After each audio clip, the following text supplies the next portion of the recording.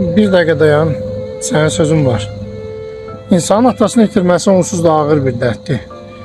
Bir də övlad atasının yasına qatıla bilmirsə, bu artıq sadəcə siyasi məsələ deyil, vicdan məsələsidir.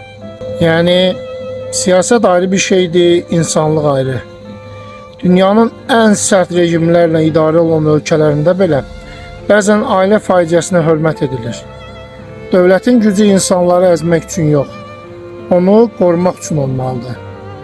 Qorxu ilə idarə olunan cəmiyyətlərdə ilk ölən şey ədalət olur. Tarix isə həmişə susanları yox, danışanları xatırlayır. Allah rəhmət eləsin. Bir dəqiqə dayan, sənin sözün var. İnsanın atasını itirməsi onsuz da ağır bir dərddir.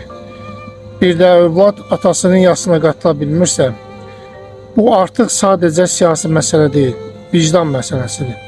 Yəni, siyasət ayrı bir şeydir, insanlıq ayrı. Dünyanın ən sərt rejimlərlə idarə olan ölkələrində belə bəzən ailə faciəsinə hörmət edilir. Dövlətin gücü insanları əzmək üçün yox, onu qorumaq üçün olmalıdır. Qorxu ilə idarə olunan cəmiyyətlərdə ilk ölən şey ədalət olur. Tarix isə həmişə susanları yox, danışanları xatırlayır. Allah rəhmət eləsin.